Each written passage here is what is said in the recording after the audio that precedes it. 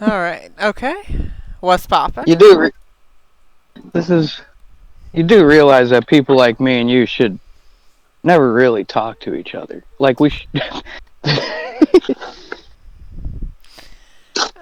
Okay.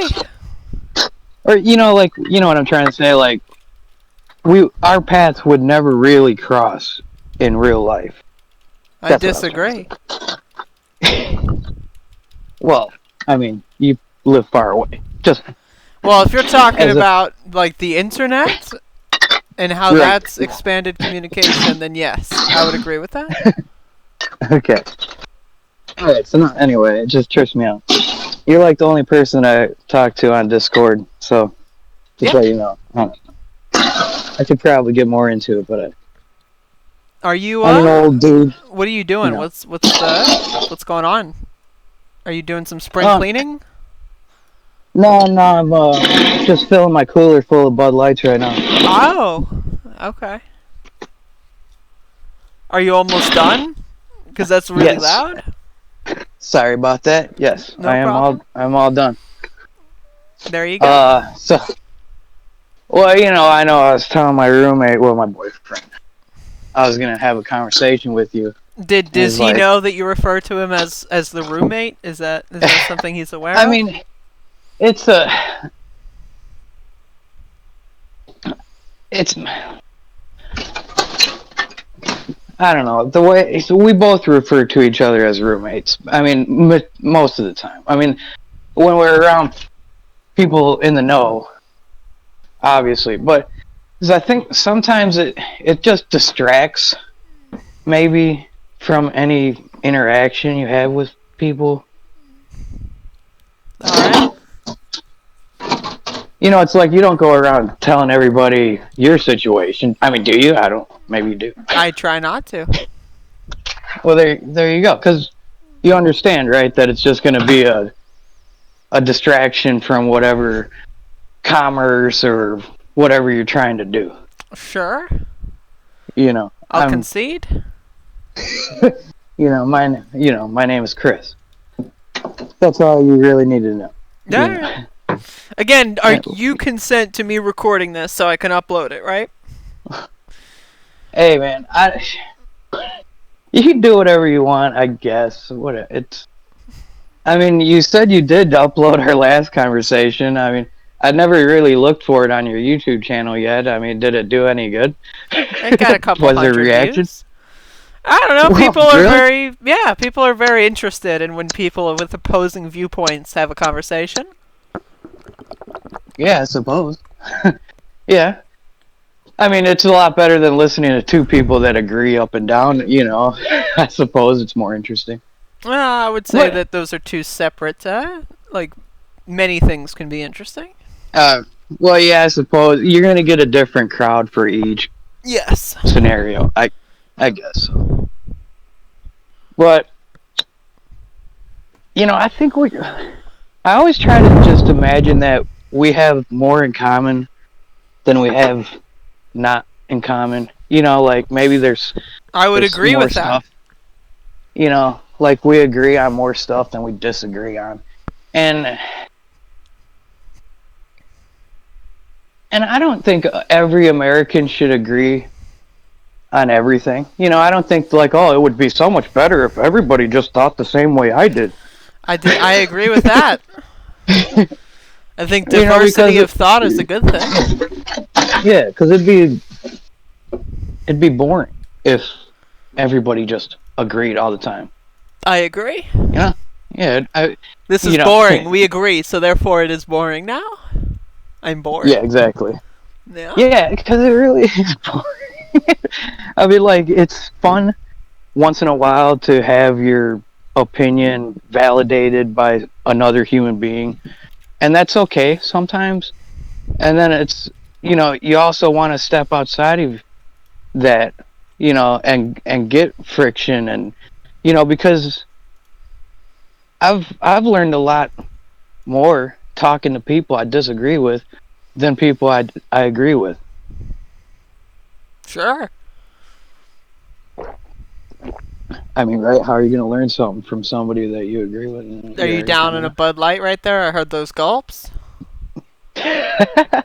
Yeah, actually, it is a Bud Light, man. Did I drink Bud Lights last time we talked? I think I so. assume. Is You this have a good memory. is this a daily occurrence? You and Bud Light? No, I wish. No, okay. It sounds like my No. dad. Yeah. I mean, I would probably drink, not every day, but every other day. You know, I'm a civilized person after. I feel No, it. I'm just. I mean, drinking it's a thing, and it's. I don't know. Do you drink alcohol? Every now and then. Yeah. See, in Wisconsin, we kind of have a drinking culture up here. A lot of Germans immigrated to Wisconsin. My ancestors being a few. Right. They actually. Funny story. My great grandparents on my mom's side immigrated to America from Germany and came to Wisconsin during the Civil War in 1963 or 1760, whenever 1863, I think it was. That would be the one, yeah. Yeah, so they came to America while America was going through a civil war. I guess boat tickets must have been cheaper. I mean, yeah, that sounds about right. You know anything about your ancestors? Just wondering. Not much. Not about how they got to America or nothing? I have no idea. My family is not tight-knit enough for that information. Really? Well, I'm sorry. Yeah. Well, hopefully maybe someday you can figure it out. I mean, Maybe I'll look through the history books at some point. I'll track them down. Yeah. I don't know how old you are, but... I'm 24. See, that's... when you get into your 30s and stuff, you'll start finding different things interesting. Because, basically, you've drained the well of everything else, so... By the time you're in your 30s, you're scraping the bottom of the barrel trying to find interesting things in this world. That sounds about right, based on all the 30-year-olds I know. Yeah, so you start getting a little bit more into Stranger Things and everything. It's the Netflix show, Stranger Things? Yeah, exactly. That show I never got into. But then again, I'm not really into Netflix. I'm really particular when it comes to my movies. I don't know if you're the same way, but I just, I don't know. I just won't watch something. If I feel like I'm not going to like it, I just won't watch it. I'll watch whatever. Yeah, we'll see. All right, well... You've been leaving a lot of very interesting comments recently. Yeah. I mean, we can start talking about more controversial stuff here. I just want to break the ice a little bit. I feel you. Yeah, yeah. We did that last conversation, and then I guess you disappeared for a while. Went into some sort of hibernation, perhaps. I'm not sure. And and then you came back, and you've definitely been very interesting. Oh, thank you. Yeah, you've been interesting, too. Sorry I fell off the face of the earth. I promise I didn't go to jail or anything. I mean, if you did, I'd probably like you more. If you're going to jail in the last few months, the chances are you did something pretty cool. Oh, yeah, you're right. Yeah, so I've been leaving comments on your videos, and, I'm trying, always try to be respectful. I understand, you're pretty hardcore about calling Trump supporters stupid, and that's fine. Me personally, that's not really my style. I understand. By all means, if it makes you happy to do that. It's because very makes me very satisfied and very happy. Get all my frustrations out. Yeah, because that's one thing, the Republican Party has never really led me down a hate path, in my life. Even when Barack Obama was president, I had enough reasons to hate Obama, and I didn't really, because I knew that a lot of the stuff that he was doing can be undone. And the Republican Party also taught me not to hate the supporters of Barack Obama. You sure about that?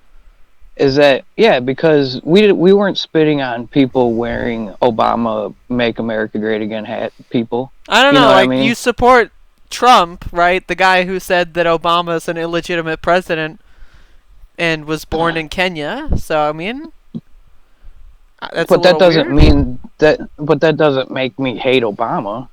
No, I mean, You it's just know? it's just weird. That's all. Oh, well, that's what.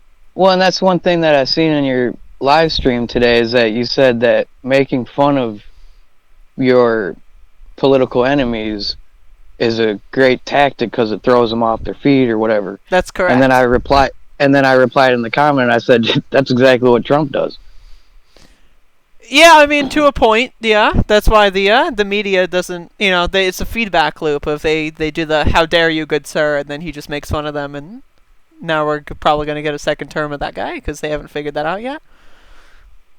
Right. And all things considered, I mean, at least Trump ain't trying to take people's guns away.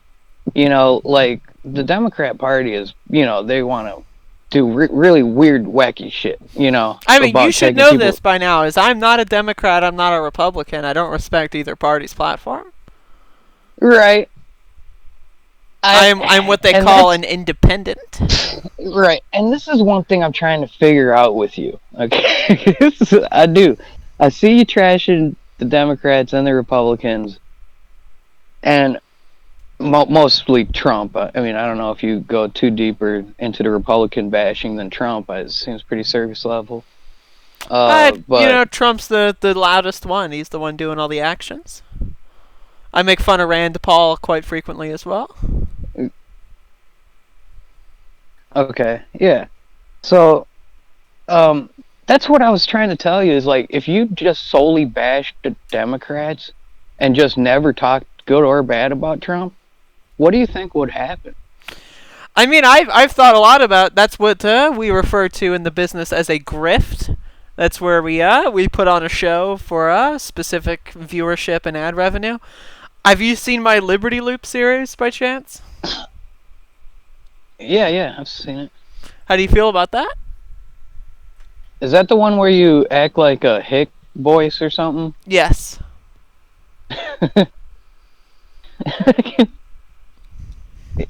It's so confusing.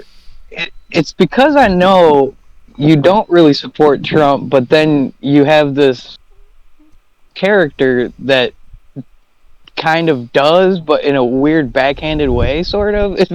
It's like I appreciate that you're laughing while trying to describe it. That means I've done my job.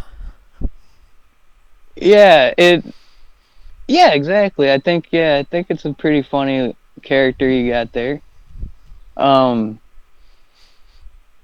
don't know. What do you want to ask me about it in particular? Well, I mean, I'd like your perspective of serious news versus more like comedic kind of bullshitting.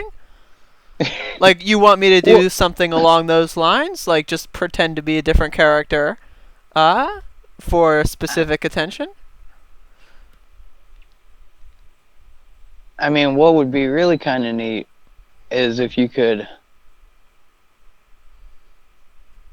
No, I'm not. That's the thing with being a Republican too, is you got to constantly think about what you're gonna say before you say it. If you're a Democrat, you just fucking fly off the handle and fucking rant and rave and say the most bizarro shit. I'm not certain and nobody. about that.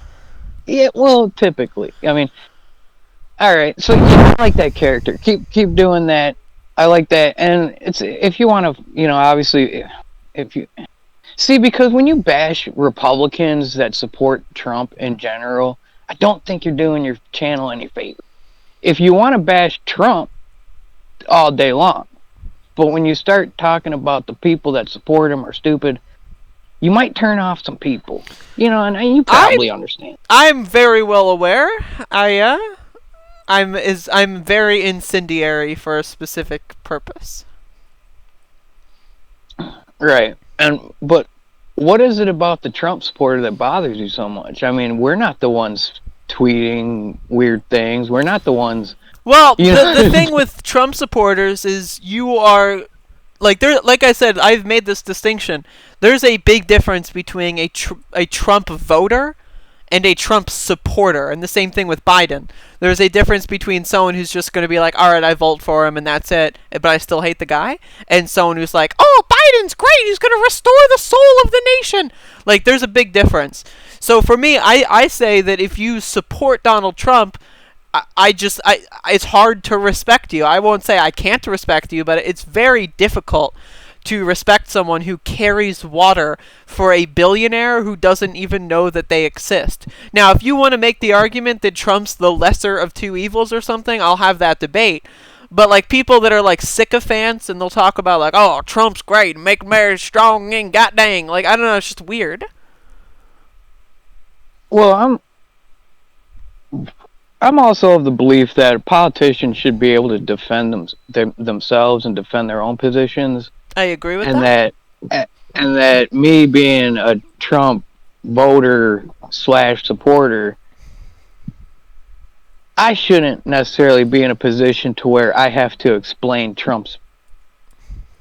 what Trump did or something. Like all of a sudden I'm the Trump translator or something. Yes, I think that's like I get many comments of people like Trump's, and then it's like a whole essay that I don't read. I read like maybe the first sentence because honestly, it's hard. But like they just like will try to transcribe like Trump's White House briefings, and it's like, dude, I know, like we disagree. You don't need to explain it in a different term. You know, so I like that's my problem, and the same goes for Biden people. Like you should know this. I've made quite a few videos on Biden recently with the whole convention going on. I like the whole convention is so awful. Like Biden is a rapist, and he's like just a terrible person. He's not good in any capacity, and you've got all these people saying he's like a shining beacon of hope or something, and it's just bizarre. It's strange. So yeah. my thing is I like Bernie Sanders, but I'll criticize him. Like I made a video today criticizing him a little bit. Like he's my favorite politician, but like that doesn't mean I'm going to defend him at all costs. You know what I mean? And so like there's a big difference between the Trump and the Biden supporters and like the independents that are in my kind of lane of thinking. Is that like Trump and Biden will play politics for their guy, like those supporters, whereas like independents usually are just like, yeah, they're all pretty much garbage. You know, I like a few things that some of these guys do, but for the most part, they're just trash. And I think independents have a broader message than supporters of either candidate. Yeah, and I think that's honestly, I think Trump scooped up a lot of independents because they were so disillusioned by the system. In 2016, he did, yes. Right, and Trump was like the outsider. He's never been in government before, so he's like not part of the system that fucked him over their whole life. Well, so that's the thing is Trump's 2016 campaign was just a long con. It was all based on trying to run out the clock before people figured out that he was in on the game. He was like he said in one of the debates that like, you know, all you guys are bought and paid for, and I'm the one that did the buying. But somehow people thought that was good, when in reality, I think that's just as bad, if not worse. Like, if you recognize that they're problematic, like, and you weaponize their problem, like, their problematic behavior for your own personal gain at the expense of the American people, I don't know. But people just, you know, like it because he's orange and stuff. I don't know. No, well, he was being, God forbid he was being honest for a moment. You know? Yeah. And sometimes a shitty thing that comes off genuine and honest is better than a beautiful thing that's totally bullshit. Sure. You know, so, I mean, like, yeah, Trump admitted that, he's talks kind of sultry. You know, I think he embellishes, and exaggerates. I don't think you'd disagree with me when I say that. He's very, very hyperbolic. Right. And, he's a showman. And he's, like you say, he's a con man. I mean, like, he's a businessman. What's the difference? Exactly. You could say every businessman is a con man. because they're in business. They want your money. I mean, granted, yeah, sure, I'd like it if they don't lie to me, to get my money. But sometimes, or, like, these Democrats are like, oh, Trump lies all the time. And it's like, isn't it possible that Trump can just be wrong? Why does it have to be a fucking lie every time? I mean, I can agree that with that. It was I can agree with that. Like, but at the same time, I'm not hyper focused on the media. Like, I don't really care about the media. Yeah, I don't really watch the news that much, and like seriously, like I watched the news more when I was 18 and 19 and 20, kind of maybe around your age, and then I don't know, it just, I guess when Barack Obama became president, I kind of stopped watching the news because it was so flowery. Like, oh, Obama, what's it like being the greatest president in American history? Like, it's like, yeah, like on, that's man. what I'm saying is the mainstream news. Like this is what I like to say is all like the things that you're watching it's Hamilton, but instead of being a play set in the 1700s, it's in real time. Like, I think it's all scripted, it's all fake, and it's just a bunch of hoopla. Like, the only news I watch is like viral clips on Twitter that I just make fun of on my YouTube channel. You know what I mean? Like, the real like news you'd have to read. Well, that's like independent journalism and stuff. Like, that's the real news. Like, anything like that you watch online is like just watered down.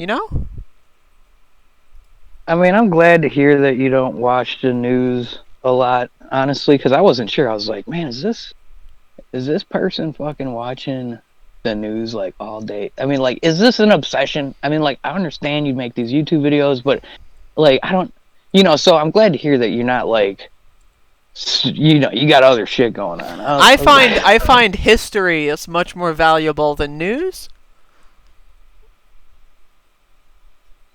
Right.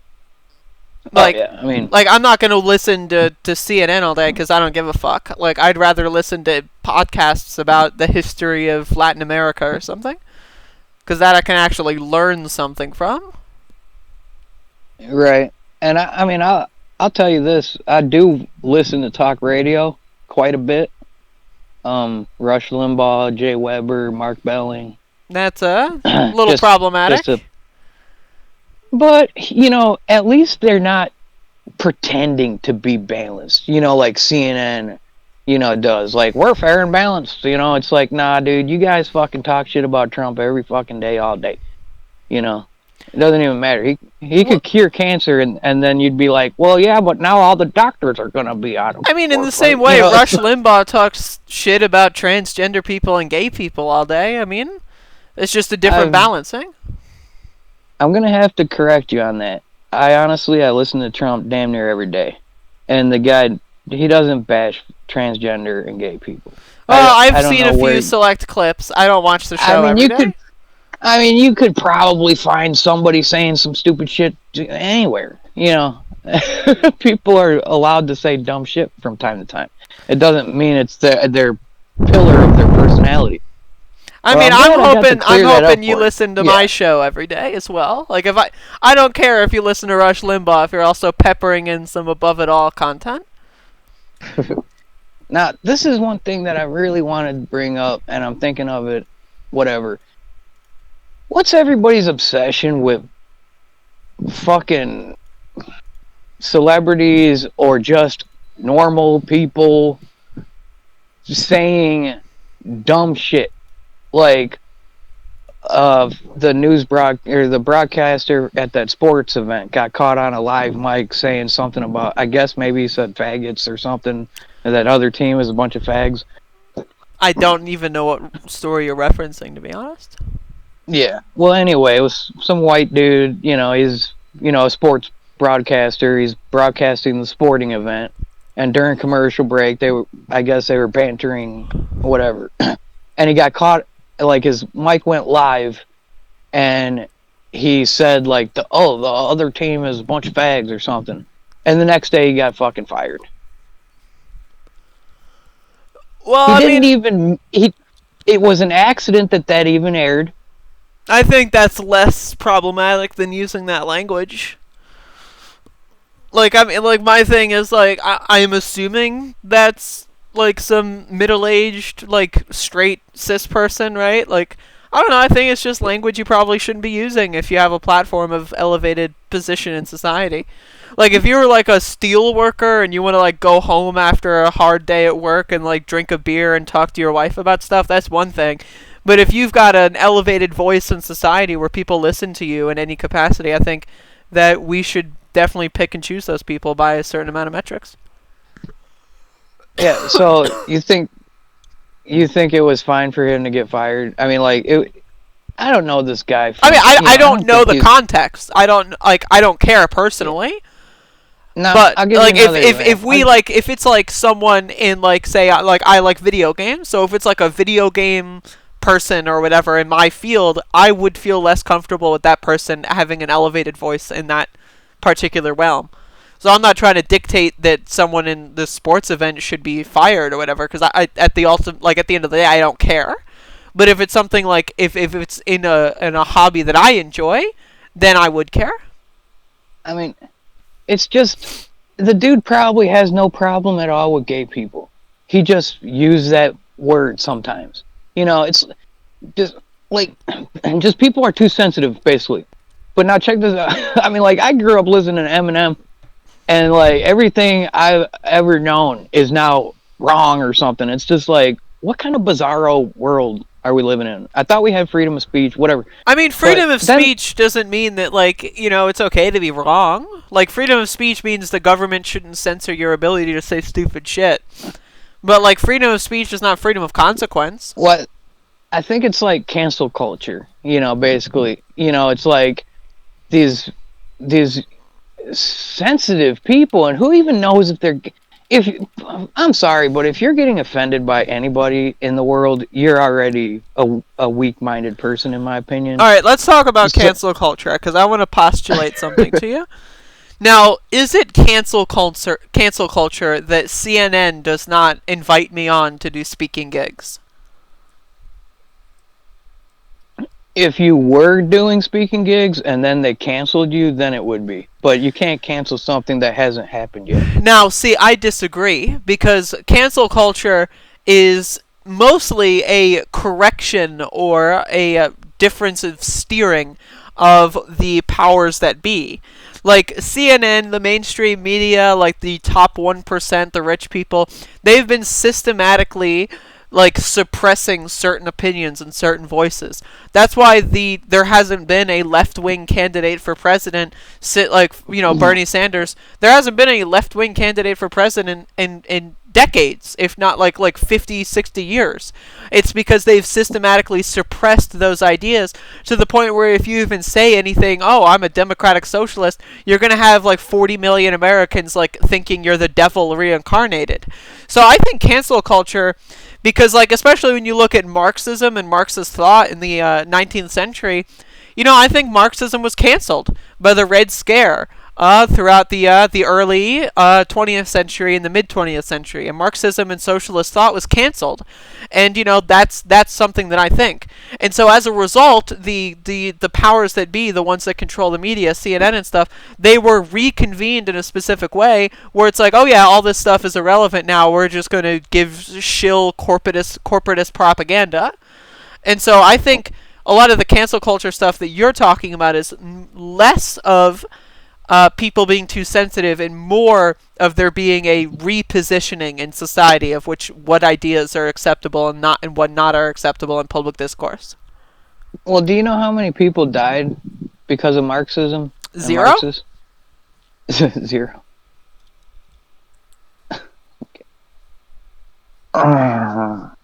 Someone can profess to believe in an ideology, but the What? Marxist ideology does not call for killing people. Well, it's the same. Let's okay, let me just like say this. Like let's like say I like one sports team. I like the Phillies. That's the only one I know. So, okay, I'm sorry. I grew up in the Philadelphia area. So, I like the Phillies, and if I kill someone, does that mean, oh, I killed someone in the name of the Phillies? No, I just killed someone. You know what I mean? So if a Marxist kills someone, that's not necessarily because of Marxism. Okay, check this out. All right, if America, let's reverse the role. Let's put the shoe on the other foot. If America was a socialist country, and you had a pocket of people, such as the socialists are now, I'm switching the roles, is that wanted freedom, a pocket of people. What is freedom? Those socialists, yeah, exactly. What is freedom? Not having government dictate how much toilet paper you can use every day. Well, that's not it's socialism. got to be equal. No, that's not socialism. Yeah. This is my problem with... Because one person can't have more than another because it's not fair. That's not socialism, though. Like, that has nothing to do with socialism.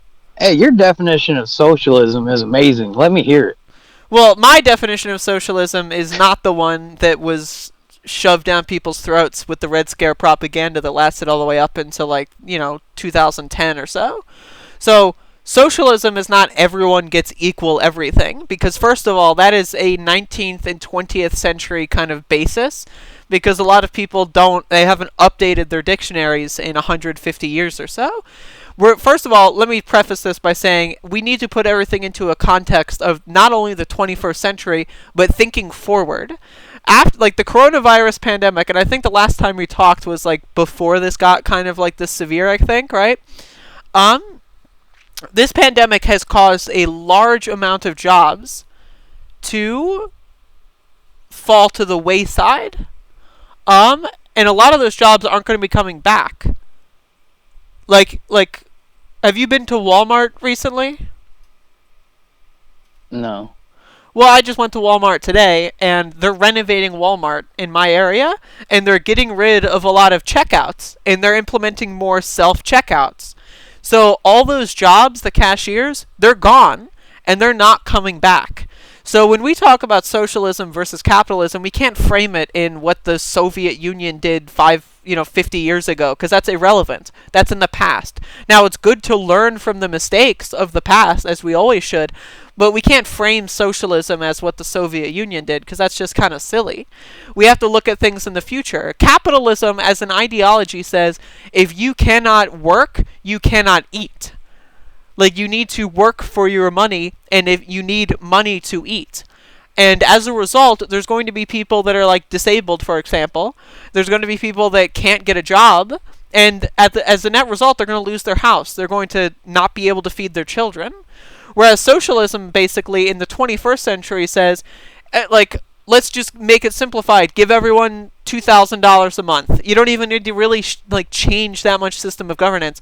If you gave everyone $2,000 a month and a house to live in, they would be a lot more useful to society. Who's if people... pay for that? Who's going to pay for that? The rich people in the government are. But the rich people are going to run out of money. They're not going to run out of money, because are people going to need to stop eating? Are people going to need to stop drinking water? Is garbage going to need to stop being collected? Rich people don't do that. They hire people to do that. But the more you tax rich people, the more money you take from them, the more it makes people not want to become rich, because exactly, people shouldn't become rich. Well, everyone should live within their means. And there you go. All right. See, that's going to be the problem, is because you're going to... Okay, people... Striving to better oneself and inflating their amount of money they make gives them the drive to work harder. It doesn't give me the drive to work harder. If you know you're never going to climb a ladder at your job, are you going to put in the extra effort? No, you're just going to be like, it's 5 o'clock, gotta go home. I disagree. Go home. I've got... Well, what's the incentive to go above and beyond? Let me postulate customer service more. So, let's say everyone works at a bakery, and there's no boss that comes in once every 2 months to yell at everyone and say you're not doing this right. That's annoying. Can you agree with that? Like having like the regional manager come in and like just like, be up your asshole when they've never even worked the position you're in. That's annoying. Um, So when you have everyone working at the bakery and they like working at the bakery, that's what they do. They like cooking, they like baking, so that's why they're there. They're not working at the bakery because they have 3 kids and they need to pay their mortgage. So the number one thing here is that they like their job, they enjoy their job. And so when people enjoy what they're doing, that has a whole different layer of things. Now, when there is no ladder to go up, like you don't need to go up, you can change your position. Say, oh, I've been flipping the dough for, 6 months. Now I'm going to switch to finding new recipes. I had this good idea. You have like a whole chain of individuals that are willing to say, all right, let's test this idea out. Let's see if this idea is functionable. Let's see. What's up? All right, but now you said that the dude coming in, he's never worked a position and he busts your balls. Now, I disagree, or I have a different idea. Is that, what if that guy did start from the bottom and he worked his way up and became regional manager? I mean, if this is the 1950s, then sure, but we're in a nepotistic system of governance here. But this is what I'm telling you, is capitalism does this, okay? It starts off with one bakery. The people flip the dough. Okay, now, and then the people doing the dough rise up, people come up behind them and fill in the positions where they rose up. Then they open up another bakery down the street. And those people that rose up run that bakery, and they hire those other people, and then those people climb up, and then they open another bakery. And it spreads like that. And then that's how you create this ladder climbing situation, is because if the business is not perpetually expanding, then yes, you're not going to have another ladder to climb, because it's like, oh yeah, this is just the local bakery, this is what I do.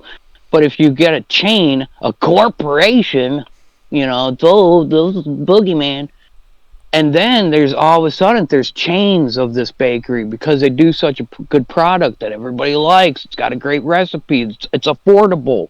It's cheap. And you know what I'm saying? So expanding businesses is what creates the ladder opportunity. Yeah, but what you're describing is monopolization. But not necessarily, because there can be more than one bakery in a town. I disagree. When I was younger, there restaurants. Look, Burger King makes burgers, McDonald's makes burgers, Wendy's makes burgers. You don't see it all just fucking McDonald's. People like variety. That's maybe true. They like both bakeries. Like they want, maybe go to this bakery, or this bakery's a little fancier. Let's splurge and go to the fancy one this time. Well, when I was younger, the internet was just kind of beginning to be a thing. Like I was born in 1996, so I kind of have seen like the kind of rise of the internet. And I was in sixth grade when you were born. That's cool. But yeah, I mean, like, all right, when I was young, I remember seeing all these different websites. You could buy things online. You go from that store to this store. And now, especially with the coronavirus pandemic, you see Amazon has basically bought out almost everything. Amazon is one of the largest corporations where most people can get their stuff from. And yeah, there's still variety, but the variety is a lot less. So my point is, what is the end game of capitalism? Well, the end game is a monopoly. Like, if we play the board game of Monopoly, yeah, sure, for the first 45 minutes, we all have our different properties, but give another 2 hours, and someone's going to own the whole board. So I'm like, when I'm like 60 years old, chances are, if we keep at this rate, Jeff Bezos is going to own the whole board. You said you're a fan of history. Didn't you learn about the monopolies of the early 19th century? Is that, yeah, there were monopolies, and America broke them up. Yeah, but that's not capitalism. And we will do that again. Well, what do you mean it's not capitalism? If you're breaking up big business, that is anti-capitalistic. That is saying this business has too much power. We need to give the power to more people. That's socialistic. It's not about... Okay. You said you're a fan of history. Can you I don't want to put you on the spot. I know it's a YouTube video, but do you remember a time when there was a monopoly in American history that got broke up? Sure. Like, are we talking about like Rockefeller and shit like that? Yeah, yeah. Yeah, I mean, like if we're talking about the early 20th century with the New Deal. Right. What I'm saying is like the train company, had way too much power. Yes. You know what I mean? And it got broken up. The gas company had way too much power and it got broken up. It's because when you can start fixing the price is basically what the monopoly does, is price fixing. You can say, well, where else are you going to get gas? I'm the only gas company in town. You're going to pay how much I tell you to.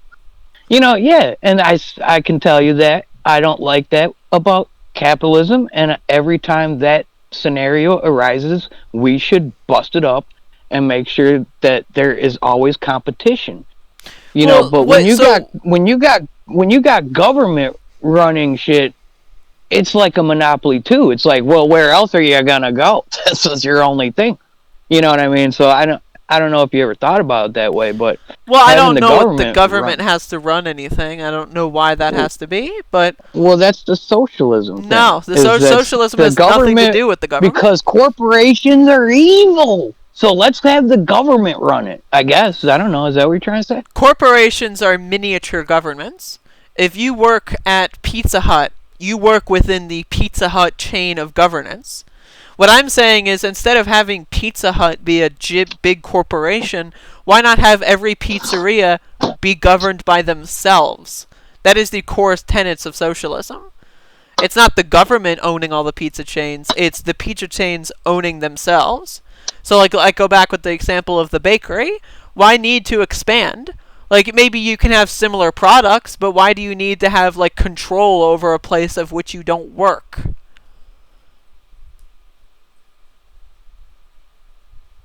What? Wait. Did I cut out, or do you need me to clarify? I know. Okay, so if you want to, why expand? What did you just say? Why make 5 Pizza Huts when you can have 5 pizzerias selling similar products governed by themselves? Well, you can. In America, you can still have a pizza shop right next to a Pizza Hut. Sure. Pizza Hut's not going around buying small little pizza shops. Well, they are. Saying, hey, well, look, I'd be surprised. Like, what Pizza Hut would do is buy like Papa John's. Well, let me put it this way. Pizza Hut's not going to buy your mom and pop pizza kitchen down the street. I've seen that stuff happen. I've seen that stuff happen, especially again. This coronavirus pandemic, the last 6 months, there have been millions and millions of mom and pop shops, like family-run businesses, that have shut down because they cannot operate under the economic collapse and free fall that we are currently living in. And who is going to buy up that property? The corporations that have enough money in their piggy bank in order to deal with the free fall, and also these corporations get government handouts all the time. Socialism for the rich, rugged individualism for the poor. The big corporations get the tax cuts. They pay negative tax rates. They get all this stuff. So they're going to buy that mom and pop shop that just closed down, and they're going to turn it into another one of their restaurants. Or they're going to utilize it or buy another brand. And mergers, for example. In the 1990s, there were not just like 6 corporate media outlets. There were maybe a couple dozen. Now there's like 6 corporate media outlets. Like every media outlet, you got MSNBC, CNBC, NBC. They're all owned by NBC. Stuff like that. Yeah, but I don't think a lot of people are getting their news from TV as much. I mean, I agree. The internet is the ultimate socialist, paradise. Yeah, I mean, like, and duly so. I mean, like, there's so many. So, like, that may be one reason why CNN has veered so far towards, just being so anti-Trump, is because they're trying to find their little niche. You know, like, oh, there's a certain percent of Americans that just hate Donald Trump because they don't know why. So they're going to come here to get that Trump hate every day. You know? Sure. And, I mean, it also, again, goes into the play of, like... really work. It works for them because Trump is going to cut their taxes. Trump is on their side. Trump is giving them more money and more power. And so when they say, we hate Trump, it creates drama. And then the civilians and the citizens just get into this big charade over like, oh, Trump said this ridiculous thing. I'm going to watch CNN all day. Oh, the impeachment's happening. I'm going to watch CNN all day. They get into this charade where they just shut their brains off to the actual problems. Yeah, Trump is cutting corporate taxes and raising taxes on the poor. But the corporate media is not going to tell you that. They're just going to tell you this, oh, Orange Man said something dumb. Look at this. And then they're just going to perpetuate this feedback loop.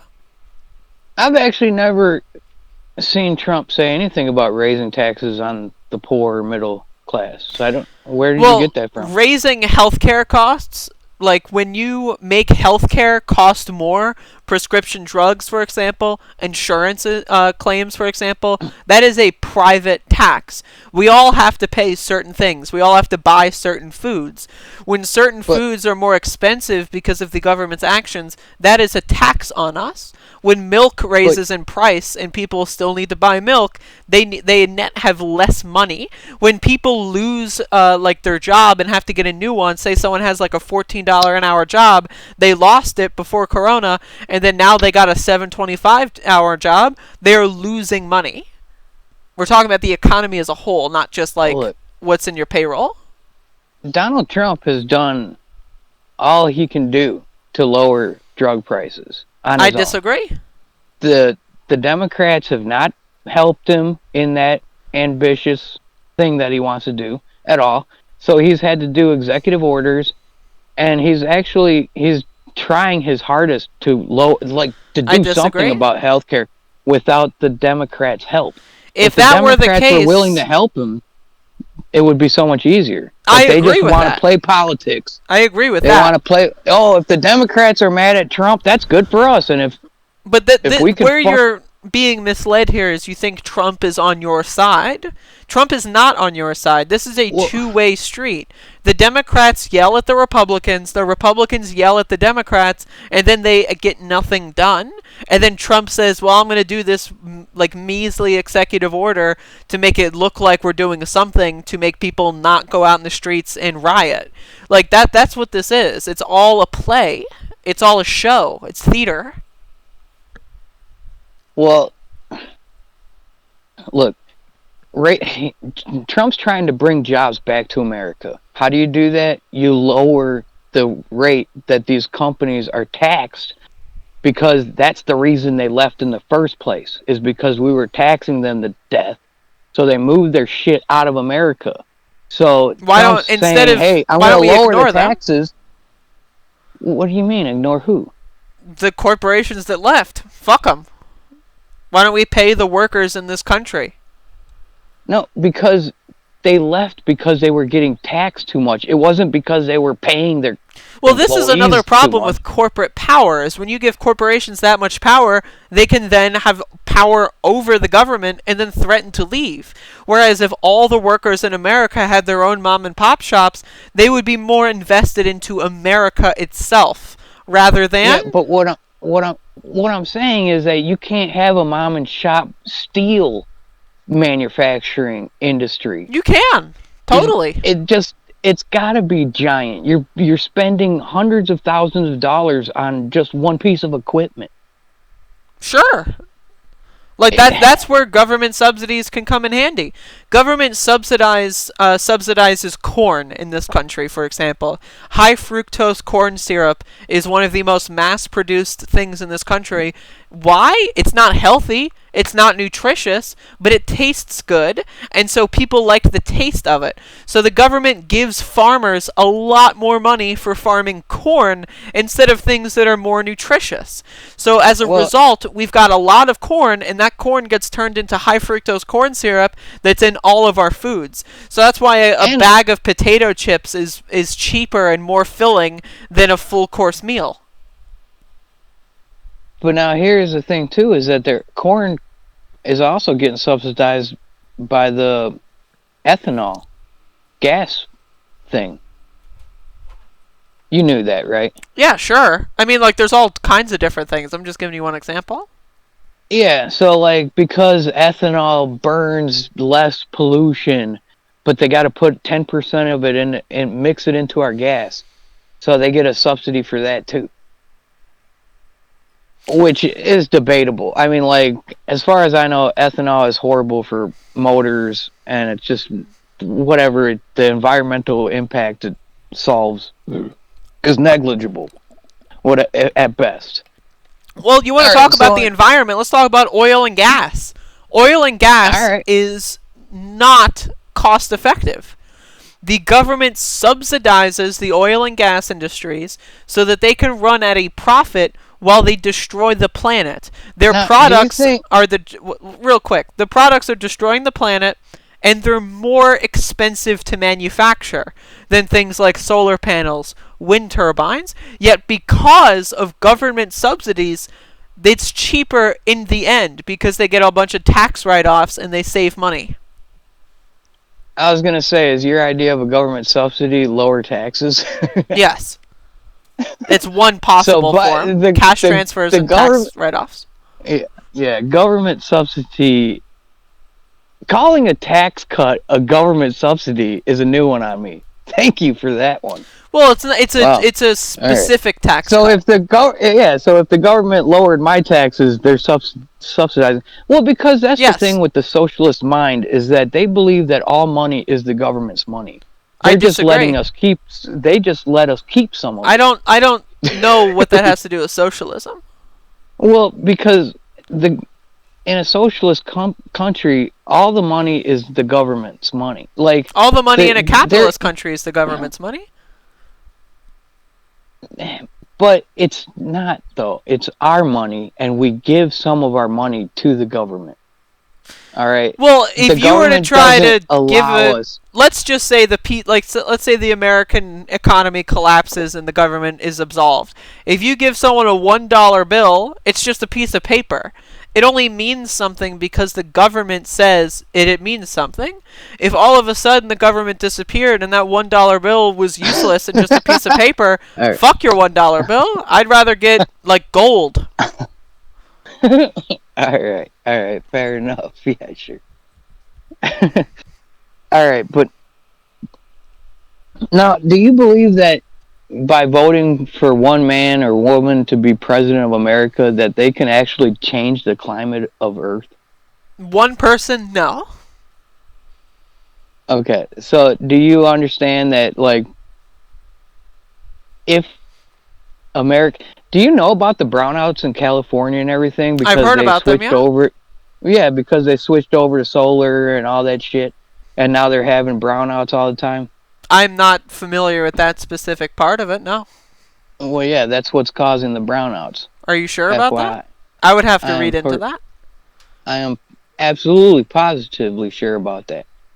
Is that, honestly, the further you move away from the equator, the less effective solar panels become. Sure. You know that? I mean, that makes sense, right? That makes perfect sense. Right, because the sun's not beating down on them as good. There's also other kinds of energy, like wind energy, hydro energy, all that kind of stuff. Right. And you know that the wind doesn't blow every day. Yeah, that's why we have batteries. That's why, like, for example, when there's a storm, I charge my phone, the power goes out, and my phone still has battery. Do you know how chemically destructive the manufacturing of lithium batteries are? I do know how chemically destructive a lot of manufacturing is, but there's also different forms of energy storage. I'm saying that we will get there someday. I'm a fan of saving the world. I believe it I or not. think my thing is I think we can But get there faster if the government subsidized those industries to escalate their technological advancements. If, like, all the scientists behind trying to make net zero emissions energy were getting the money that oil and gas industries were getting, then we'd have a different situation. but they're not getting money. They're being able to keep their money. Like what you said is that they have lower taxes, so then they can keep their money. It's not exactly like government's giving them money. Well, that's one form of a subsidy. Sometimes the government just gives these specific industries mass cash transfers. But have you noticed since Trump's been president, we've had about $2 a gallon gas his whole time, and under Barack Obama, it would fluctuate and shoot up to $4 a gallon for like 3 months. That's because of oil subsidies. And well, it's because we relied on the Middle East for oil under Obama. Sure. We now, under Trump, we're now energy independent, and we don't rely on the Middle East countries. And this is exactly the reason why Trump's able to make peace breakthroughs in the Middle East, is because we're not buying all the oil from the Middle East. Now they're kind of, like, oh my God, what are we going to do? And this is opening up doorways for peace. Well, yeah, but what if we just got off of oil in general? What if we just didn't need it anymore? And I think that would be a beautiful thing. But I don't think that we can just snap our fingers and throw a bunch of money at it and be like, okay, it's going to happen any day now. Well, that's the thing, is it will happen eventually. Right. And one of my points here is that if we live, like the whole thing of capitalism is free markets, correct? Yeah. Well, if we lived in a situation where we had free markets and the government stayed out of all energy things, right? Like they just didn't give any subsidies, tax write-offs, or anything like that, green energy would be more profitable. Oil and gas is only profitable because of government interference. But see, that's what I'm telling you about green energy. It's a pipe dream at the moment. The wind doesn't blow all the time. The sun doesn't shine all the time. The rivers, what do you want to put hydroelectric dams on every river and stream? I don't know what that does to the fish. Well, what does fracking do to the fish? Fracking, for example, causes more earthquakes in states like Oklahoma and Texas, which kills human beings and ruins lives, ruins houses. Like, oil and gas industries also destroy the planet. Everything destroys everything. Look, now check this out. Yeah, I mean, yeah, the production of lithium destroys the planet. Let's just face it. We're going to destroy the planet. I don't know what to tell you. It's all about harm reduction. Well, but what I'm saying is, no matter what we do in America, the rest of the country is still going to pollute like crazy. You know what I mean? Do you mean the world? Let's face it. Yeah, like what are you going to do? Go to war with India and be like, hey, you guys aren't allowed to get out of your third world situation by burning all the oil like we did, so we can get out of the third world? I wouldn't call India third world, but... But... You know what I'm saying? Like, because it's like that's their ticket to freedom and prosperity is free and cheap available energy. Whereas they don't have the money to spring up 10,000 windmills and 1 million solar panels, you know what I mean? And I would say countries in the Middle East have more of a concern to switch to green energy because there's a lot of countries in the Middle East that are going to be uninhabitable in another 10 to 15 years because of global warming. But see, now that's the same prediction that somebody made 40 years ago that didn't come true. Well, that doesn't matter. What does every global climate catastrophe predictor have in common? That's anecdotal. That's they were wrong. You can look at the actual increase of temperatures. I'm in my lifetime. I know 10 years ago it wasn't getting to 130 Fahrenheit outside. It was 130 Fahrenheit outside in July this year. That was never something I dealt with when I was a kid. You've been alive for 24 years, and now you understand how the world works, how the world's climate works. It's so big. You don't understand. You're living in a blip of time. Me and you. Well, we've had recorded temperatures since like the 1910s. Earth has had incredible, wild temperature fluctuations before mankind even came along. Sure. So that's one of the things it's going to kill people, though. If you have a politician that tells you to vote for them because they can control the climate of Earth, go ahead and call them a lunatic and go somewhere else. But all right, please, just do that. I mean, we can because there's no way to stop another ice age. Oh, vote for me! I'll stop the ice from crushing Milwaukee. I mean, we can look at the planet of Venus. The planet of Venus is a good example of what the greenhouse gas effect does. But Earth and Venus are totally different fucking things. Well, Venus, billions and billions of years ago, was just basically just kind of a big rock. You know, kind of maybe like Mercury a little bit, just like a big-ass rock. And it also had closer to the sun. Sure, but again, it's an example of the greenhouse gas effect.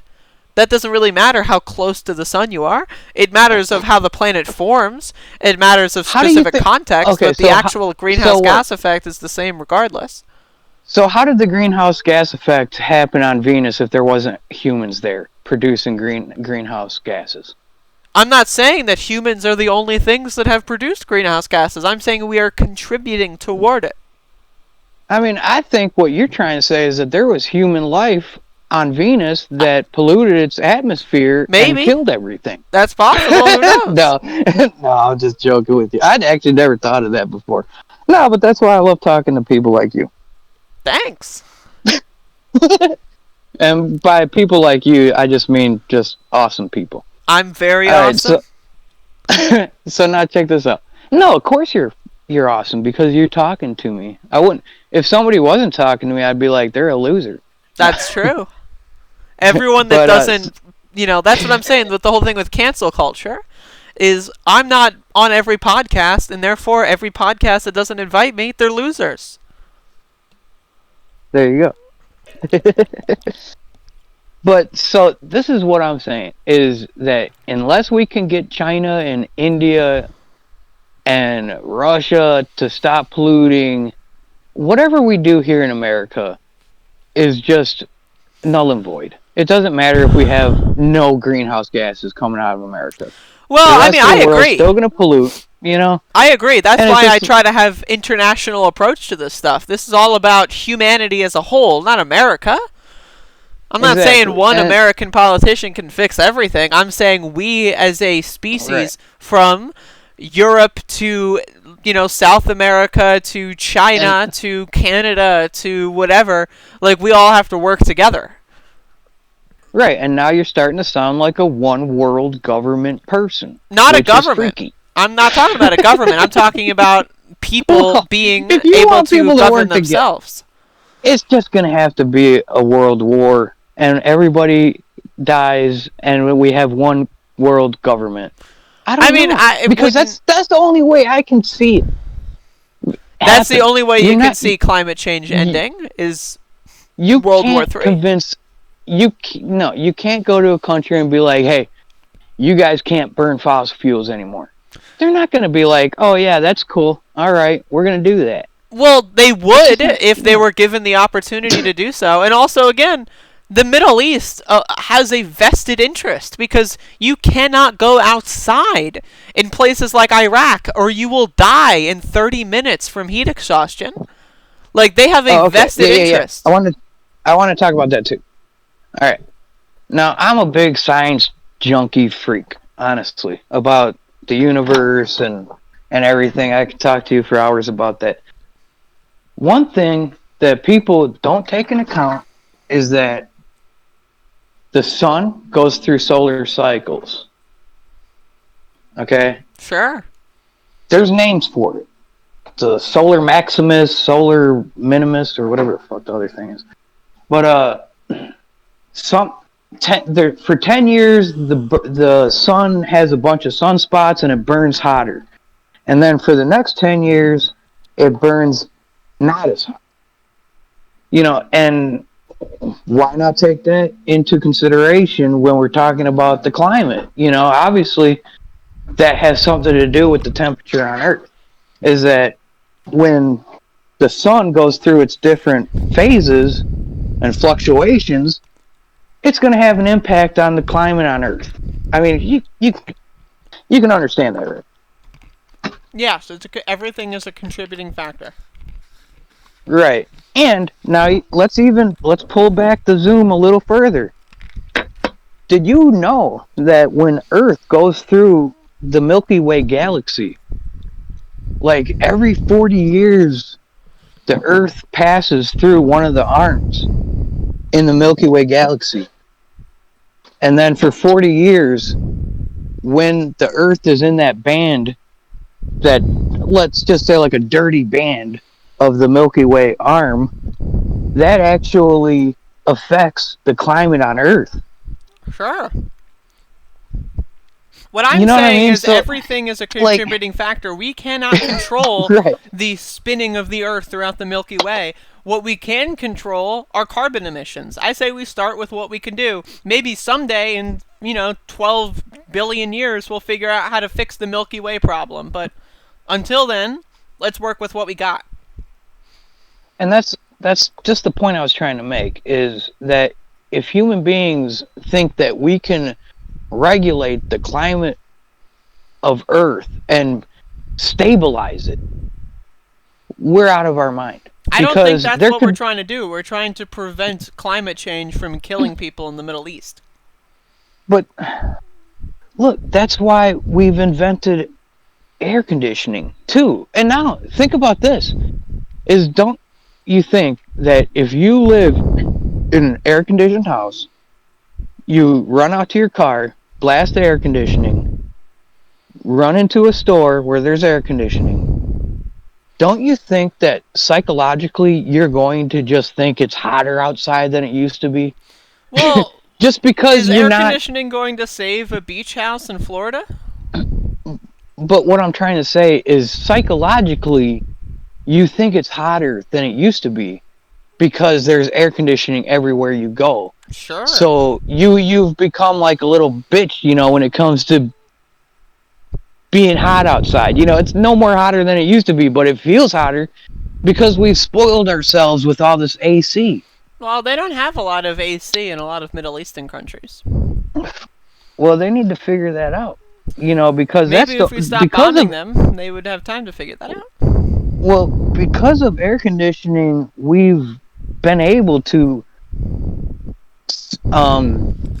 create civilization in areas where we wouldn't have, like in Florida and Phoenix, Arizona. You know what I'm saying? Like, only because of the technology of air conditioning, we were able to populate those areas. Because before that, people would be like, I ain't living there. What are you talking about? That smoldering hellhole? Sure.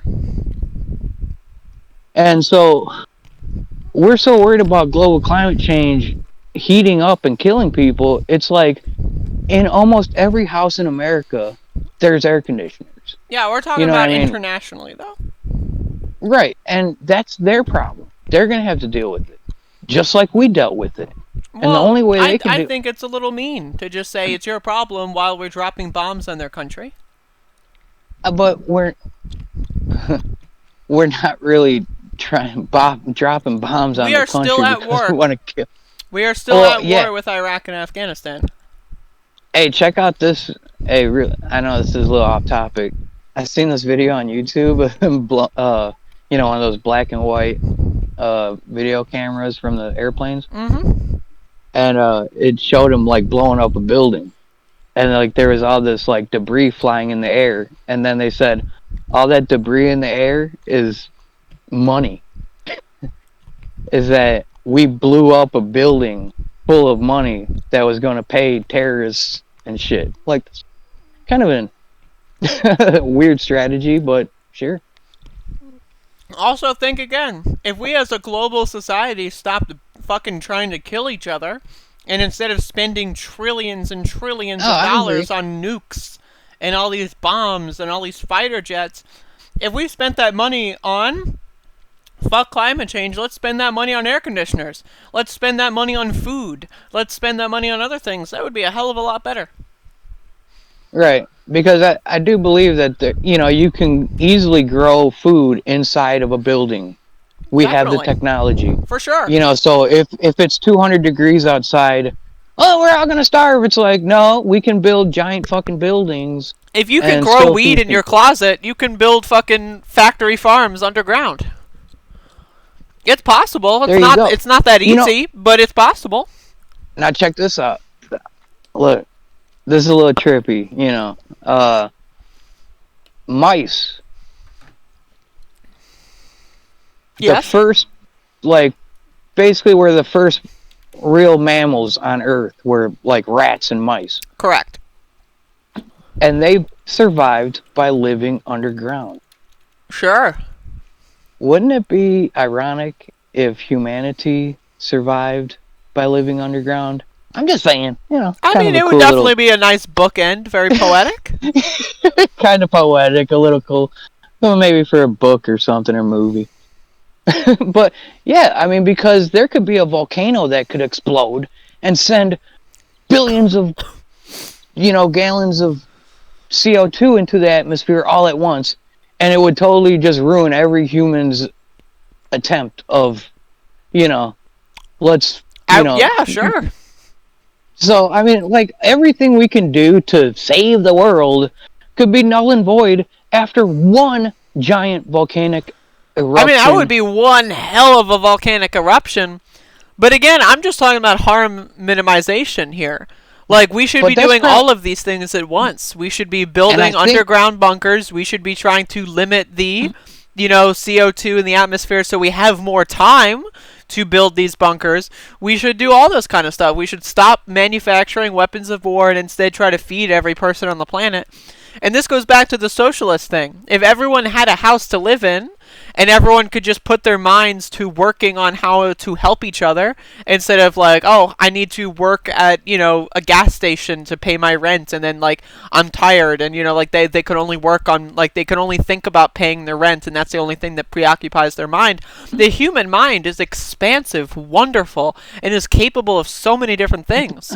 I'm saying we should free up our minds. So many Americans' minds have idle time. So many. All right? Not as many as they could. What I'm saying is, I grew up, I fucking lived with my sister for a couple years, and then when I was 23, I got my own apartment in the ghetto, little shithole thing. I lived there for 7 years. All right? Or 4 years. Whatever. It felt like fucking eternity. But every day I lived there, and I had subsidized housing people living in the same apartment building that were getting the government was paying for their rent. And these people were getting drunk every day, blasting their radio, and I was calling up my landlord, which was a friend of mine, and I was like, dude, these people are fucking noisy as shit. They're fucking stupid. Well, Chris, I can't really kick them out because they pay their rent every month on time. The government pays it, so you're just gonna have to deal with it. And I'm like, oh, that's cool. Fucking it. Well, I mean, if we had a better situation, we don't need to all live in these apartment complexes. We could have, a nice house for every family. We don't need to live in that kind of situation. Yeah, sure, there's going to be people that are annoying. But, I mean, if we had a restructuring of society, people would be less inclined to get drunk and, want to kill themselves every day. Look, I really love your enthusiasm and your optimism. But when you're dealing with people that are wanting to save the world at the same time as you just want to give people houses, these people that want to save the world want people to live in small apartments, because every house, you got to heat it, you got to cool it, you got to put electricity all through it. You know what I'm saying? And I disagree. Well, and I disagree too. I think my project is a communist utopia that maximizes human comfort and minimizes the damage to fellow humans.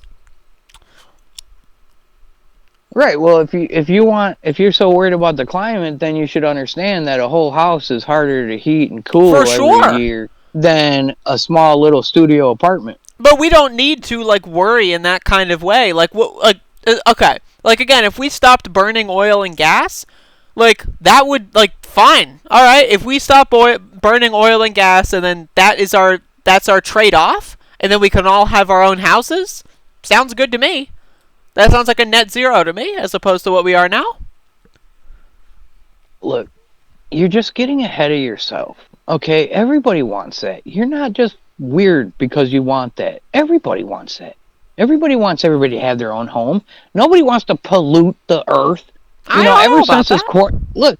Ever since this quarantine thing has gone down, I've never even fucking put a penny of gas in my fucking tank. Like I don't really leave my house. Sure. I mean, like, it's just, I want you to understand is that capitalism is what's going to fuel our demand for interstellar commerce and have you ever seen Star Trek? Yeah. Well, I've never seen Star Trek, but I have a few friends that are telling me to watch it. And they tell me that Star Trek is only really a thing because they basically solved all the material conditions in people's lives. Now, again, I've never seen it. I'm kind of talking out of my ass here. But, like, you think capitalism is going to propel people into space? Like, we have 40 million people that are losing their houses in a couple of months. How are we going to get to space? Look, it's called a rough patch in American history. I don't know if you're aware, but we've been through some shit. But it's all preventable. It's preventable, though. What I'm saying is America went through the Great Depression. America went through Civil War. The Great Depression was World War I and those World were War different II. thing. We're in the 21st century now. Like, this stuff is preventable. What I'm trying to say is don't give up on America that easily. Don't give up on freedom. Don't give up on capitalism. We've been through some trying times, and we've made it through it. Well, we're stronger than you think. It's stronger. Yes, sure, people will get evicted, but guess what? They will get another house. Guess what? They will lose their. Guess what? People will lose their businesses, but guess what? They will open another business. That's not true for everybody. It's in the macro, sure. In the macro, like, if you don't count individuals, then yes, sure. Look, but there's people that are dying in the streets. Look, there will be some people that fall through the cracks and don't make it. Okay, it's the same way, like I say, I can't prevent everybody from not being insulted 100% all day long. I'm sorry if something offends you. I cannot personally I'm way less concerned about like language snowflakery than people like having children in the streets. Like, I think that is more of an affront to humanity than people being offended by a certain word. Right, and I think that a lot of time is what you're trying to do is try to ask the government to solve all these problems. Our American government wasn't designed to solve these problems. I don't know if I'm asking the government. If the government tries to solve problems it's not designed to solve, it's going to do it clunkily and it's not going to work like you imagine. Okay, and what you just said, okay, you don't think the government but what I want you to know is that capitalism is the greatest lifter of people out of poverty. That's not true. Than any system ever devised in human history. That's not true. Technological advancement played a part in that. Capitalism didn't. What do you think led to technical advancement? We had technological advancement under feudalism as well. But in the quickness. And see, this is one of the things that maybe I can agree with you on. All right? I do kind of, like I told you, fundamentally we agree on a bunch of issues. It's just the little knick-knack, little fucking details that are getting in our way. Knick-knack, paddywhack, give a dog a bone. There you go. But basically, capitalism, I think it worked almost too well. And I'll tell you this reason right now. Is we've created technology too quickly almost. Because what happened was the knowledge and wisdom from our previous generation has no worth to the next generation because everything changed so rapidly. is like the wisdom of my grandpa or even my father to me in today's day isn't as valuable as it should be. And thus same thing. My knowledge and wisdom has I pass it down, and it doesn't mean anything to the next generation because the technology has changed everything. I didn't grow up with Facebook and all that shit, and so to a degree, capitalism was almost too successful. I don't think that has anything to do with capitalism. Well, Okay, let me give you an example here. If let's say we had 1,000 people that were scientifically inclined, relatively bright kids, and they wanted to construct a new way to do some sort of farming. And they didn't have to worry about the rent. They didn't have to worry about pleasing their boss. They didn't have to worry about government subsidies. They didn't have to worry about anything. They were freed up to have all of their mental resources work. How do we fix this problem? Chances are they would fix that problem quicker than the people that are struggling to make rent, than the people that are worrying about their boss, to the people that have to do a specific thing to qualify for a specific government tax write-off. That's kind of my point here. I mean, I guess I'm not really disagreeing with you on that. Yeah, sure. I wish that was a thing, but how do you pick those people? How do you? Well, I don't say we have to pick people. I say we have everyone do what they want to do. I think it should be volunteerist. I want to work on farms, you work on farms. I want to work on cartoons, you work on cartoons. I want to work on this, you work on that. You're 24 years old, right? Yes. All right. I guarantee you, when you're 34, you're going to look back on these videos and you're going to think to yourself, wow, what that had been great. And reality is going to hit you sooner or later. Reality hit me when I lost my house when I was a teenager. Exactly. All right. Well, reality is going to hit you again and again and again, and it's going to put things into perspective. I always knew this. When I turned 18 and 9/11 happened, I was totally fucking into politics like crazy. And all the old people in my life were like, Chris, you're never going to make a change. You're so cute, man. Dude, you got all that energy. What you're telling me is you gave up. Well, I didn't give up, but I just realized what's going to happen is going to happen. It didn't diminish my passion, but it just put it in perspective, and that's why I'm not defeatist, saying, everything is going to stay the way. I'm not saying that. I'm a very happy person with you today on the phone. I'm trying to tell you is that you're young, you're ambitious. That's great. You think that change is just snap your finger and it's going to be utopia. It's just going to not happen like that. And I don't think it will. I think I'm going to be fighting till my deathbed when I'm 70 years old. And I'm fine with that. And capitalism is what having a job and having the thought of being able to climb a ladder is inspiration. I disagree. Like, what do you think about the minimum wage? I don't say you think $15 minimum wage. And I agreed. I do not think $15 minimum wage. I think we need a $25 or $30 minimum wage. Good one. Good one. All right. So now, thank you. Okay, because when you start, you're basically not. Okay. You went a little extreme, but what I'm saying is, when you increase the minimum wage, have you thought about this before? The ramifications? Maybe you haven't. I guess that's what I have. Okay. So, what do you think? A company is going to hire a 15-year-old kid to work at McDonald's. This is why we shouldn't have companies. Okay, so now it went from $20 minimum wage to no companies. Yeah, I mean, beautiful.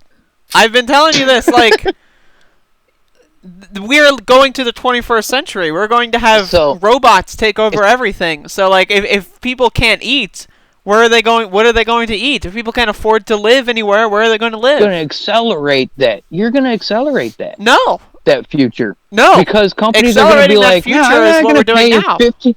I'm not going to pay a 15-year-old kid. But these companies are already not paying these kids. These companies are like people with master's degrees are having difficult, like they're having trouble finding a work at a fast food joint. Like we already live in this universe. Well, yeah, you got a master's degree. What does that have to do with flipping burgers? The point is that we already live in this universe where people are overqualified and can't find a job. So it has not, like, the minimum wage is $7.25. And so, like, if you're saying that that's going to be a problem only if $15 or $30 is the minimum wage, I'm saying it's already a problem now. Look, when do you think a person creates their work ethic? At what age? I don't know. It's different for everybody. I'm gonna say 15 years old. Sure. All right, and they got to show up on time. And you know what? Every 15-year-old that I know thinks $200 is a lot of money. They think $200 is a lot of money if their parents are paying all the bills and they have a house to live in and they have their parents giving them food every day. Like normal person. Yeah, okay. Like a normal person. When I was 15, I was losing my house. Look, well, I was going weeks without eating. So, I mean, like, I'm just saying, you have to put things into perspective. Not everyone had the same childhood you did. Look, is that your childhood was probably kind of strange. Okay? I wouldn't say it's strange. That's not normal. It is pretty normal. Yeah, that's not normal. No, it's not.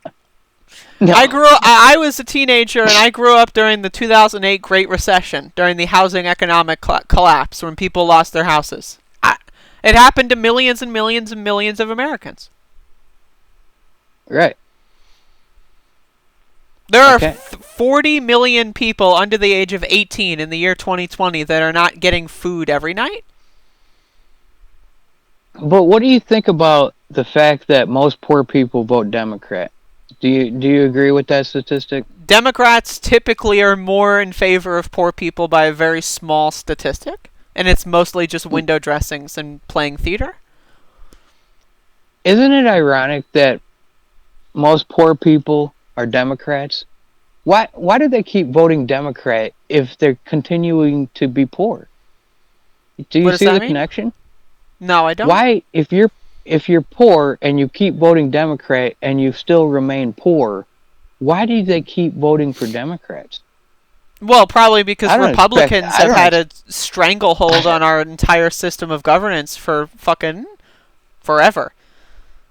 And the Democrats that we've had have been pretty fucking garbage. There's a lack of political awareness in this country that's changing over the last few years. So you don't think Democrats have any political power in America? Not right now. You don't think they run these cities and states? Well, this is what I've been telling you, is Democrats and Republicans, if you look at the number of registered voters, it's like 20% Republican, 25% Democrat, the rest independent, like myself. I'm an independent. So yeah, we're pretty much disillusioned. We think this whole party red versus blue game is a piece of shit. Well, what if I told you that the housing crisis was caused by Bill Clinton's idea? It was caused by both parties deciding to say, hey, fuck the poor. So Bill Clinton signing legislation that is in turn with George H.W. Bush, that is in turn with Ronald Reagan, and then George W. Bush continuing it, Barack Obama continuing it, and Trump continuing it. And then, no, Trump's not continuing shit. Look, have you... It all ends with Trump, yet there's still 40 million homeless children? Or starving children? What do you think? He's been president for 3 years. Give him a chance. And the Democrats have been fighting him, impeaching him, investigating him his all 3 years. They had a Republican majority in the House and the Senate for the first 2 years and didn't do jack fuck all? Yeah. You know why? Because Donald Trump was being investigated by the FBI, and everybody is worried that if they support him, that he's going to get thrown out of office. Let me ask you something. You are criticizing me for thinking, like, do you think that I think one politician is going to save the climate? Yet your postulation is that Donald Trump is somehow the greatest man who's ever lived in politics and is going to save the world, but 3 years isn't enough. Should we give him an extra 10 years? Should we give him 20 years? Like, what? No. Why is Donald Trump, like, worthy of so many excuses, but Barack Obama is not? How come... No. Like, Lori Lightfoot is not worthy of all these excuses. How come?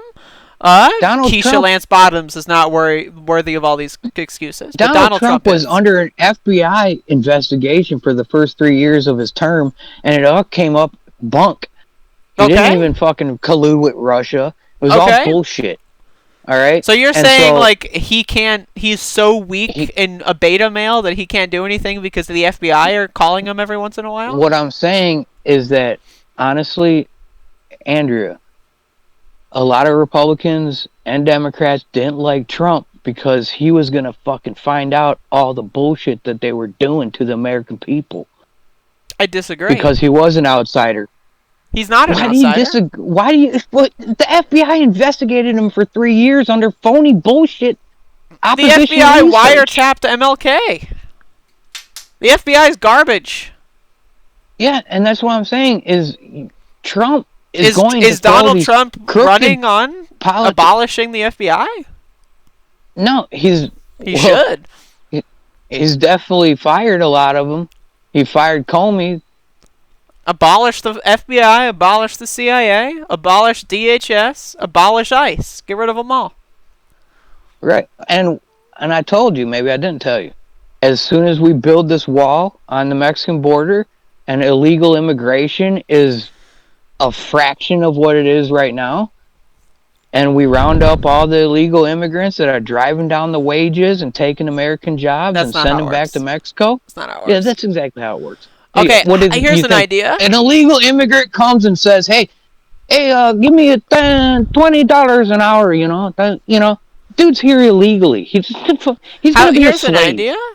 Why don't we, instead of committing human rights abuses and basically killing children, how about instead of doing that, we give all these people legal paperwork and documentation that makes them officially Americans so that they cannot be manipulated by corporations?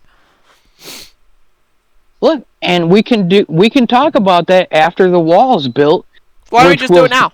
That's going to be way cheaper than building the wall. The building the wall is costing billions of dollars. Building the wall needs to happen first to stop the flow. You don't need to stop the flow. Once the flow is stopped, what do you mean you don't need to stop the flow? If you give everyone paperwork to make them officially American citizens, or at least workers with equal rights without fearing a deportation or murder... You're going to increase the flow. Yes, and we're going to get more Americans contributing to our economy. No, you're going to get more Mexicans in whatever country they come from. Is that a problem? They're not Americans. Is their skin color a problem? It's not their skin color. If they were white people, I'd have a problem with it. Well, that's the same shit people were saying about Irish and German immigrants in the 1800s. But they didn't come illegally. They came on a boat and went through Ellis Island. Well, the difference is they came and they did what I was talking about. They signed a paper and they were American citizens.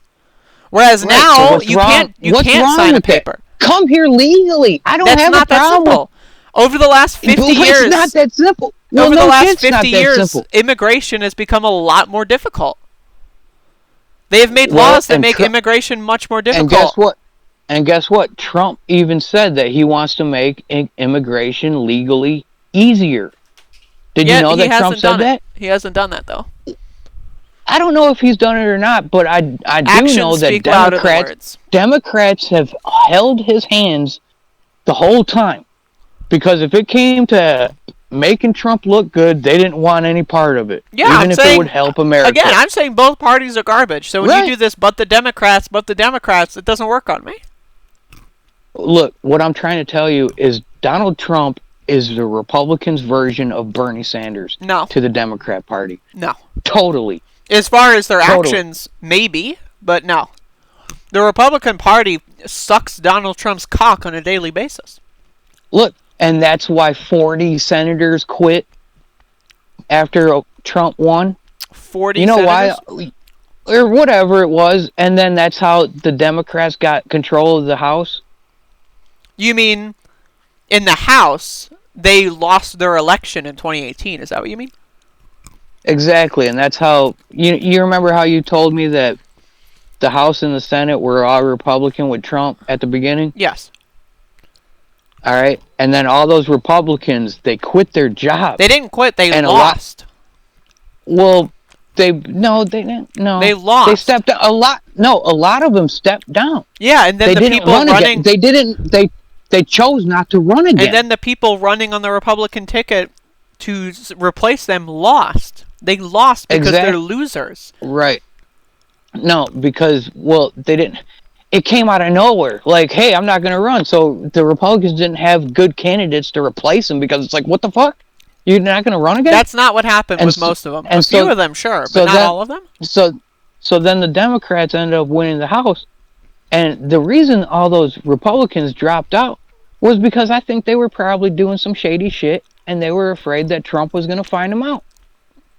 If you want to think that to excuse Donald Trump and make it so that Republicans are cool, sure. Whatever you want to tell yourself. I'm just saying, Trump's not just going to find corruption on the Democrat side. He's going to find it on the Republican side, too. Well, he himself is corrupt. Well, how is he corrupt? God damn it. Look, he's fucking been president for 3 years. How does he get corrupt so quickly? He's already a billionaire. He's already a billionaire. What does he need more money for? When Bernie Sanders and Ro Khanna passed the War Powers Act through the House and the Senate, he vetoed it because it put sanctions and it limited the amount of power that Saudi Arabia had in the Middle East. Donald Trump, who has had Saudi Arabian officials like MBS, Mohammed bin Salman, the Crown Prince of Saudi Arabia, stay in his hotels and pay hundreds of thousands of dollars for a weekend. That guy was person in charge of Saudi Arabia, and that's why Donald Trump vetoed the War Powers Resolution. You think Trump cares about a couple $100,000? Yes, I do. Otherwise, why did he veto it? Why did he keep us in a war and commit genocide on Yemeni civilians? Look, I admit I'm not up to speed on that topic. Maybe that's something I'll look into, but that's the first time I'm hearing about it. Oh, this happened. This happened in 2018. All right. Well, this is the first time I'm hearing about it. Okay. All right. That's fine. I don't, and I do pay attention to the news, like like you do probably, same stupid shit. But I just want you to know is like if you really want to see the corruption and everything go away, Donald Trump's your best bet. No. It's not Joe Biden. Joe Biden, he's been in a public office for 40 years and he's done nothing to he's made everything worse. Here's my advocation for voting for Joe Biden over Donald Trump. He's a fragile, weak, old man who's going to make the office of the presidency useless. Yeah. I mean... And the office of the presidency, I think we should abolish it. I don't think we should have a president. So I think having a weak, frail, fragile, little old man in the presidency, I think that's going to leave us a little bit better. Just like how when President Trump golfs every other day, I love that because he's not drafting legislation to kill us. I really don't understand his golf schedule as good as you do. Maybe you know his golf schedule. Every president, as far as I know, goes golfing. Yeah, that's great. Anytime they want to take off from killing the American people is wonderful. But now check this out, though. Is that Biden was vice president, and he could have solved all these problems as vice president. Sure. But he did nothing. Agreed. And now all of a sudden he's saying, well, if I'm president, I'll solve all these problems. Well... I don't believe him. Yeah. And the thing is that Trump's going to finally probably throw Obama and Hillary and Biden in jail for corruption of the FBI. I would love that. So, and I think that I would love that too, is because it's going to send a message to the world and to America that, hey, this is not tolerable. You don't sick the FBI on anybody. Well, hey, Donald Trump's the same guy that sicks the DHS on American civilians in Portland. Well, yeah, but they're fucking... I already told you, okay? If the Portland mayor would have done their job, Trump wouldn't have had to do anything. No. Two wrongs don't make a right. But, no, it's...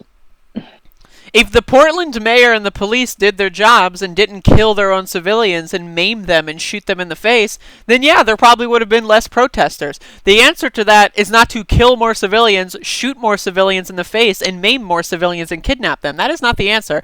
The answer, if President Trump wanted to fix the situation in Portland, what he would have done is tried to fire the entire police union. They would have tried to maybe, I don't know, get rid of the mayor. Do something like that. Now, that would have been anti-democratic, but what he did in this point is still anti-democratic. All it did was make the problem worse. If he really wanted to clean things up, maybe he would have done a stimulus package so there would be less homeless people in Portland. Maybe he would have done anything except for black bag people, throw them in unmarked minivans, and then just throw them in a detention center for 72 hours. He only made the problem worse. Do you understand that cities like Portland and San Francisco have the most generous policy towards treating homeless people? And not really. Lo and behold, they both have the most homeless people in America. The turd with the most sprinkles on it is still a turd. But that's what I'm trying to tell you, Andrea. All right? You're 24 years old. This world is very complicated. It's not as simple. It's complicated, yes. That's why I'm capable of talking about all these situations in depth. Right. And I know that in your mind you think Democrats are slightly better than Republicans, or what? Yes, very slightly. Okay, but you need to understand that in Republican-run cities or towns, whatever, there's not a super billion-dollar population and a super broke population on the other side of the bridge. I live in a Republican town in a Republican state. In my town, actually, during the coronavirus pandemic, suspended government, brought it back for 20 or 12 hours to vote on giving themselves more money, and then suspended the government again. That is basically the only government action that's taken place in my town in the last 6 months, was them giving themselves a pay raise. So yeah, Republicans are garbage. But, okay, look. This is exactly why Trump won, is because he was not a normal Republican. Yeah, exactly. He conned everyone into thinking he was going to change things, but he didn't really change much. But he couldn't, because the Democrats were tying his hands every move. Again, that's an excuse. It's an excuse. What do you think? The fucking investigation on him by the FBI was not an excuse? So you think it's just okay? He had all the power in the world to veto the War Powers Resolution that I mentioned earlier and inflict genocide on Yemeni children. All the power in the world to do this recent executive order, but he couldn't have done anything for the first 3 years because of the FBI? All I'm saying is, I told my boyfriend, is it okay, I guess, that the FBI does an investigation on every president? It's not okay. Well, they should investigate every president for the sake of the people. They shouldn't do it in a partisan, I'm a Democrat, I'm going to investigate. They shouldn't do that. They should investigate every president for corruption. Right. And see, what they did to Trump was, it was just bullshit. And they said investigate him. And he turned out to be squeaky clean after that investigation. On that specific issue, sure. No, on every issue. What do you think? They only focused on that issue? They fucking ruined his whole life, or just rolled over every rock. What I'm saying is, they rolled over every rock on Trump. We still don't have his tax returns. We still don't have his tax returns. Well, yeah, but you don't need to give somebody your tax returns when you run for president. Okay. What do you think? You wouldn't even make heads or tails of his tax returns if you've seen it. You would need to be a lawyer or something. I would be able to I know tax returns enough to be able to figure out what the hell's going on, and I guarantee you a lot of people with my political persuasions would also be able to do that. See, this is the thing, is that Trump's tax returns are going to be so complicated to look at that you could probably spin it, because that's what, when something is really complicated, you can turn it into anything you want it to be. Sure. Because the layman person is just going to be like, well, I guess, I don't know tax returns of a billionaire. So if you say it's true, then I guess it's true. And It's that's why not we gonna have this partisan divide of Republicans versus Democrats, because they abdicate all of their research onto people that they like. Rush Limbaugh, for example, Rachel Maddow is another example. They abdicate all their own responsibility to other people, and the other people take advantage of that and lie to them.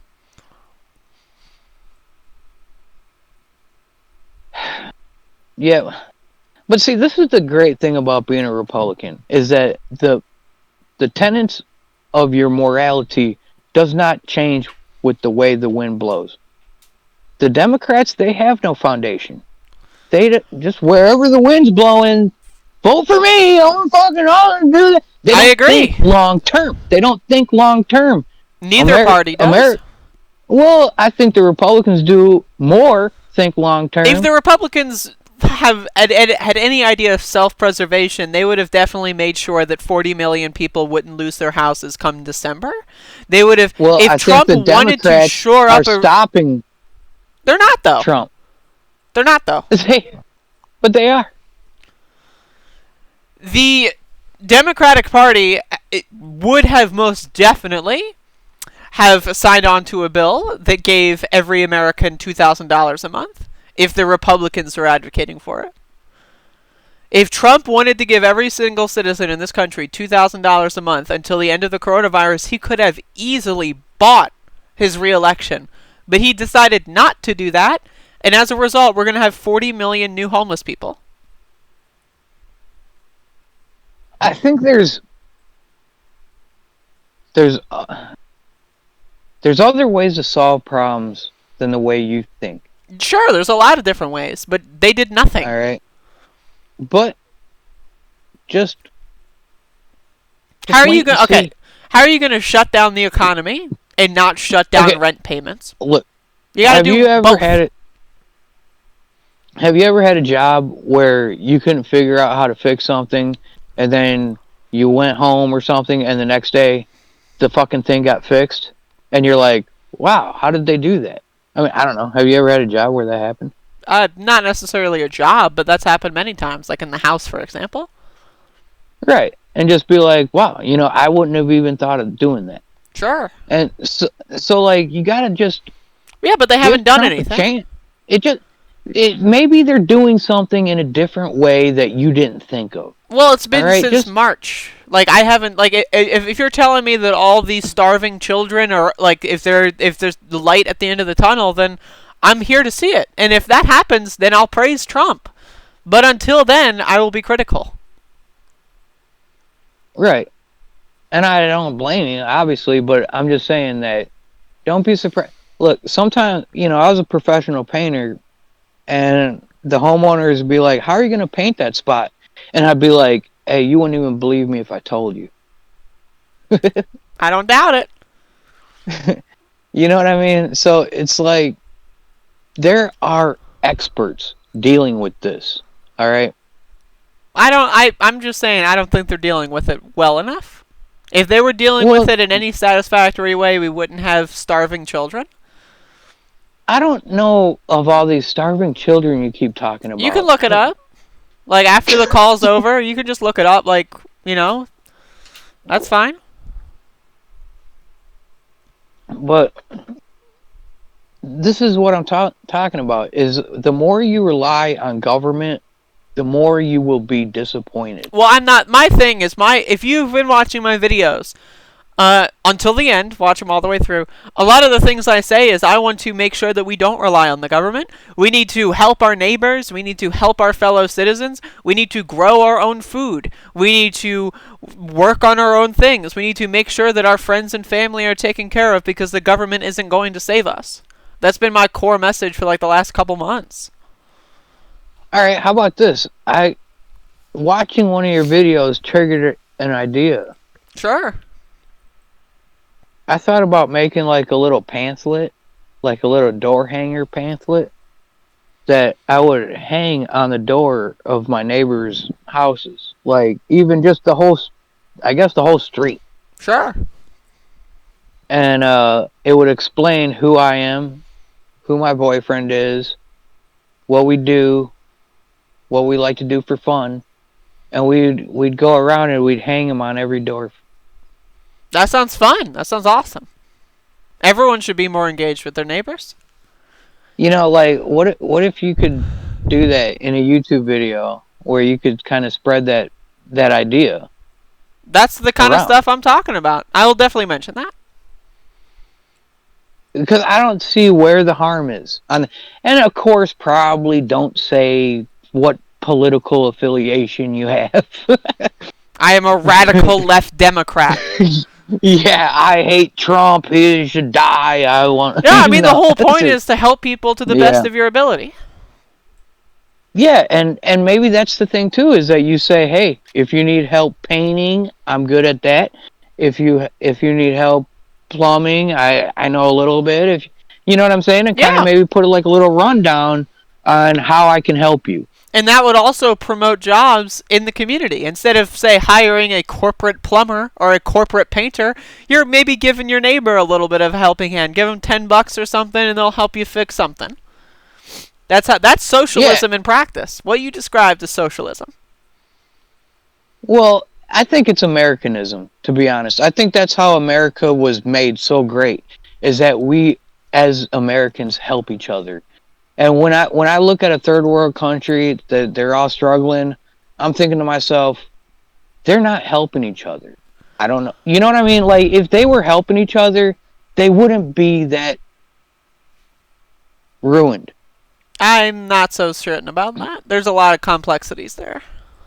There's probably a lot of complexities there, but the general gist, and that's what I think, that's what made America great, is that Americans helped each other and didn't rely on the government to come in and help.